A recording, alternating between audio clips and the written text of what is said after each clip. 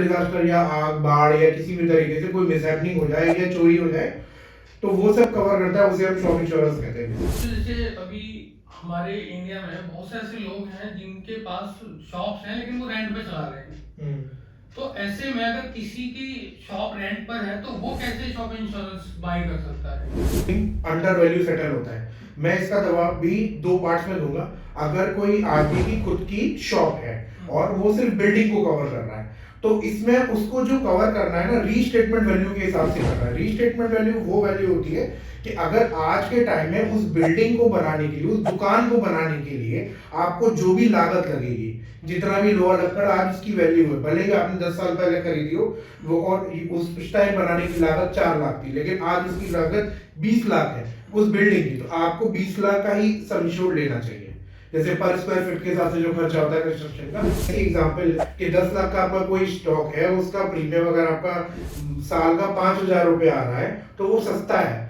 वो आपको 24 घंटे कवर कर रहा है कि चोरी हो जाए या आग लग जाए या कुछ है, तो आपका 10 लाख का सामान सुरक्षित है, बजाय उसके कि अगर आप रात के लिए एक गार्ड रख रहे हैं जिसको आपको हर महीने 10,000 रुपए देने पड़ रहे हैं। तो सर मैं ये जानना चाहूंगा कि शॉप इंश्योरेंस हम किसे कहते हैं?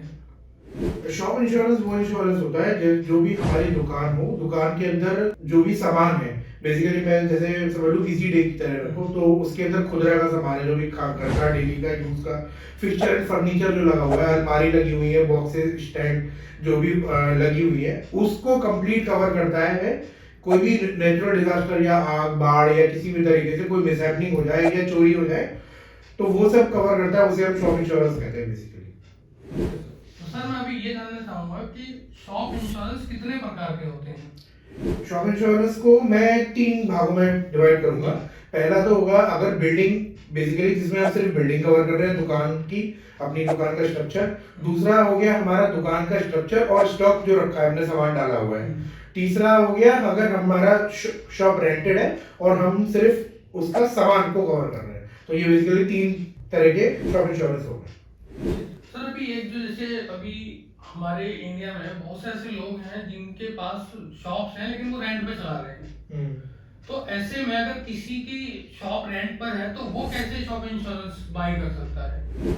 ये अच्छा सवाल है। इसके जवाब मैं दो दूंगा। पहला, अगर कोई आदमी शॉप पे रेंट पे है और वो अपने स्टॉक को, सामान को कवर करना चाहता है, सामान भी दो, एक तो मैं एग्जांपल ले लेता हूँ गारमेंट वाला, कि गारमेंट का कपड़ों का काम है और कपड़ों का सामान उसने रखा हुआ है, तो एक तो वो हो गया, और साथ में उसको उसने अच्छा बनाया है, interior design, decoration, fall ceiling और ये जो भी अपना इलेक्ट्रिकल इलेक्ट्रॉनिक्स एसीज लगाया है, तो वो सबको कवर कर रहा है। तो वो बेसिकली अगर रेंटेड है, तो बेसिकली उसकी जिम्मेदारी जब बनती नहीं है, सीधी सी बात है, तो वो एक पॉलिसी लेगा जिसमें वो अपने कंटेंट जो सामान रखा है उसको कवर कर रहा है। दूसरा एक हो गया शॉप वाला, जिसकी अपनी खुद की शॉप है लेकिन वो उसने रेंट पे दे रखी है, वो उसमें कुछ बिजनेस नहीं करता है, तो वो अपनी बिल्डिंग का इंश्योरेंस कर सकता है। तो इस तरीके से वो दोनों के दोनों कर सकते हैं। अगर वो दुकान वाला सामान है तो वो अपने सामान का इंश्योरेंस कर सकता है, अगर वो शॉप उसकी है, बिल्डिंग स्ट्रक्चर उसका है, तो वो अपना इंश्योरेंस करा सकता है।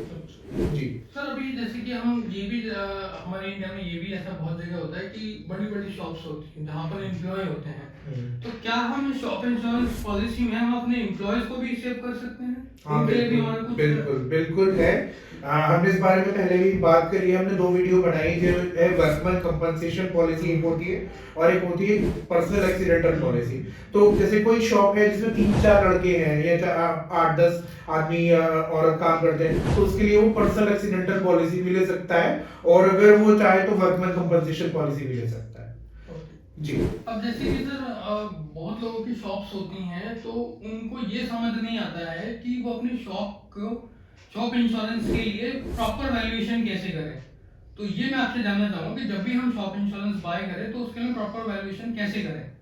ये बहुत अच्छा सवाल है, क्योंकि ये लोगों को पता ही नहीं है और इस चक्कर में उनका क्लेम अंडर वैल्यू सेटल होता है। मैं इसका जवाब भी 2 पार्ट्स में दूंगा। अगर कोई आदमी की खुद की शॉप है और वो सिर्फ बिल्डिंग को कवर कर रहा है, तो इसमें उसको जो कवर करना है ना, रीस्टेटमेंट वैल्यू के हिसाब से करना है। रीस्टेटमेंट वैल्यू वो वैल्यू होती है कि अगर आज के टाइम में उस बिल्डिंग को बनाने के लिए, उस दुकान को बनाने के लिए आपको जो भी लागत लगेगी, जितना भी लोहा लक्कड़ आज उसकी वैल्यू है, भले ही आपने 10 साल पहले खरीदी हो वो, और उस टाइम बनाने की लागत 4 लाख थी, लेकिन आज उसकी लागत 20 लाख है उस बिल्डिंग की, तो आपको 20 लाख का ही सम इंश्योर्ड लेना चाहिए, जैसे पर स्क्वायर फीट के हिसाब से जो खर्चा होता है कंस्ट्रक्शन का वो।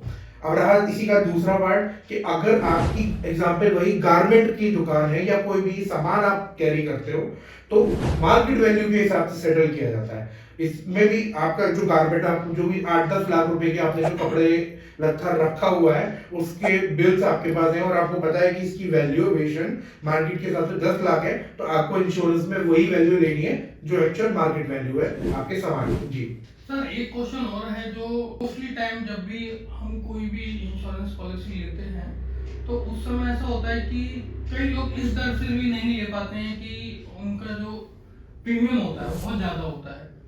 तो मैं आपसे ये जानना चाहूँगा कि अगर कोई व्यक्ति शॉप इंश्योरेंस लेना चाहे तो वो कैसे अपने प्रीमियम को रिड्यूस कर सकता है और क्या उसका प्रोसेस होता है जिस जैसे वो चार्ज होता है प्रीमियम।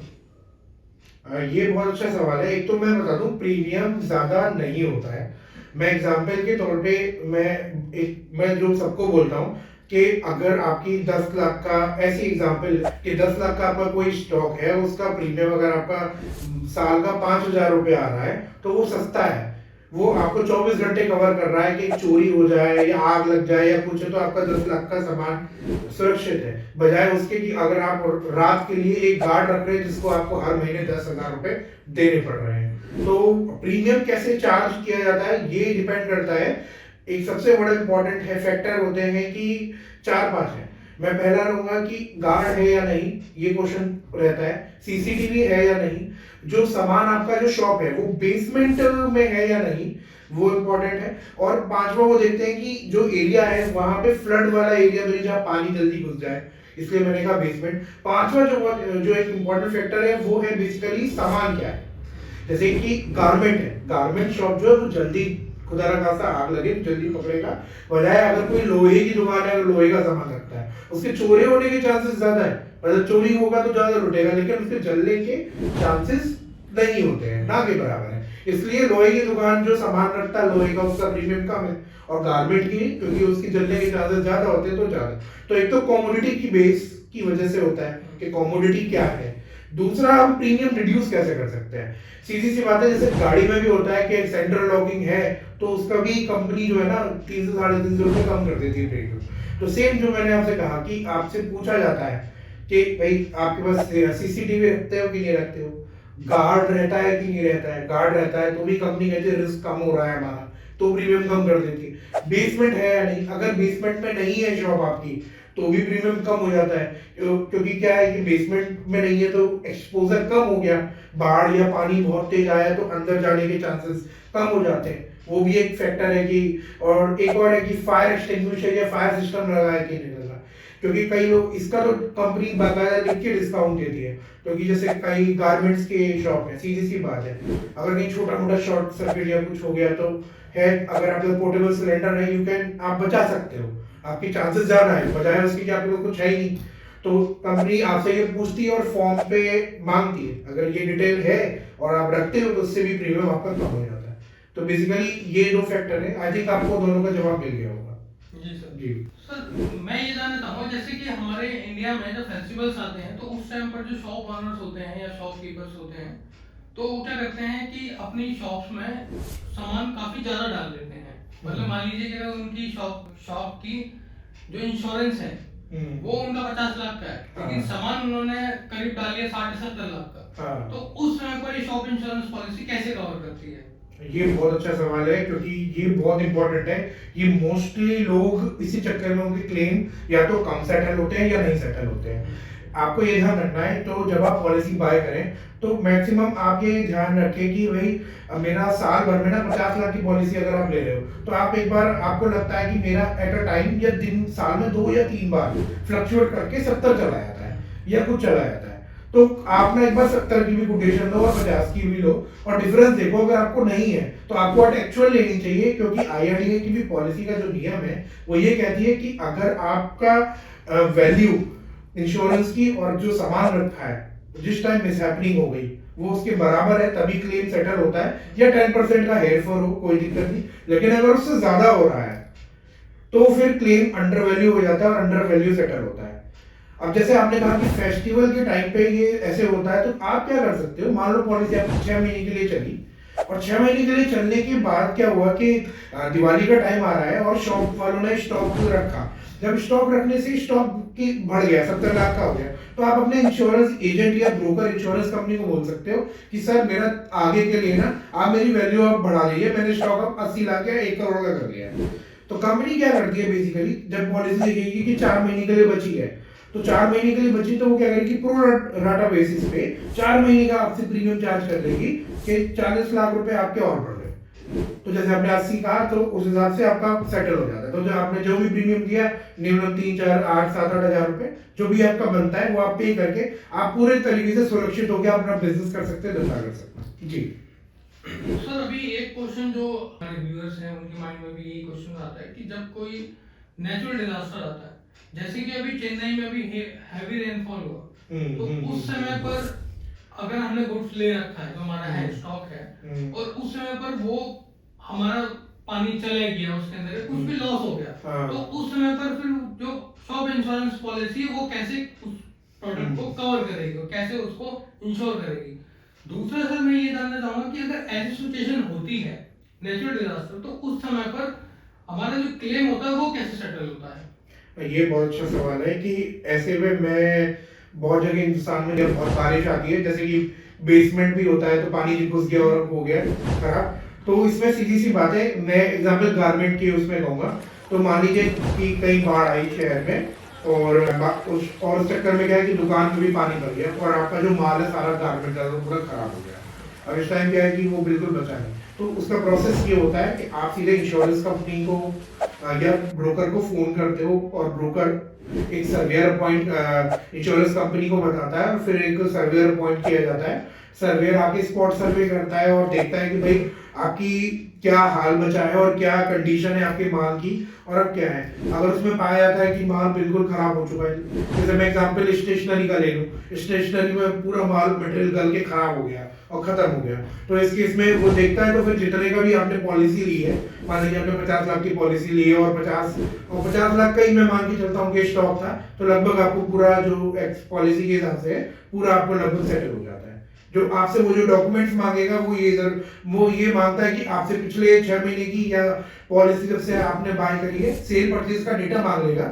वो बेसिकली ये जानना चाहेगा कि आपने 50 लाख की पॉलिसी तो करा ली, लेकिन आपने जो स्टॉक कैरी किया था अपने दुकान में वो एक्चुअली में उतना था, कम या ज्यादा तो नहीं था। तो ये सब चीजें फॉर्मेलिटी चीजें मांगी जाती है और आपका क्लेम आराम से सेटल हो जाता है। सर मैं अभी एक चीज और ये जानना चाहूंगा कि जब भी हम शॉप इंश्योरेंस बाय करें तो हमें किन बातों का ध्यान रखना चाहिए जिससे हमारी शॉप इंश्योरेंस पॉलिसी एक्यूरेट रहे। आपको इसमें दो चीजें हैं इसमें बेसिकली। आपको एक तो फॉर्म जब डिटेल है बेसिकली जो पूछी जाती है कि गार्ड है या नहीं, सीसीटीवी है या नहीं, बेसमेंट अगर है तो आप सही से मेंशन करें। दूसरा कॉमोडिटी से मतलब सामान आपकी दुकान में क्या है वो बहुत इंपॉर्टेंट होता है। जैसे कि आपका गारमेंट है वो हैजार्डियस आता है क्योंकि जल्दी जल जाता है। वहीं पे दूसरा आपका है कोई खाने पीने का सामान, एफएमसीजी प्रोडक्ट, नमकीन, बिस्किट, तो आपको ये जरूर ध्यान रखना है कि कॉमोडिटी करेक्टली मेंशन होना चाहिए। वो बहुत इंपॉर्टेंट एस्पेक्ट है, अगर गलत कॉमोडिटी में रहा तो वहां पे प्रॉब्लम आती है। ये दो बेसिकली इंपॉर्टेंट फैक्टर है। सेकेंड एस्पेक्ट ये है कि आपका जो भी जिससे भी आप बाय कर रहे हो एजेंट और ब्रोकर, उसको ये नॉलेज है कि नहीं कि वो पॉलिसी क्या सेल कर रहा है और वो पॉलिसी में एक्चुअल में आपकी जरूरत के हिसाब से सारी चीज कवर है या नहीं है, वो कॉमोडिटी उसमें वो मेंशन है या नहीं है। जैसे कि मैंने कहा कि गारमेंट का है आपकी दुकान और तो क्या वो उसी से रिलेटेड आपको कवरेजेस दे रहा है कि नहीं, तो ये बहुत इंपॉर्टेंट एस्पेक्ट होता है।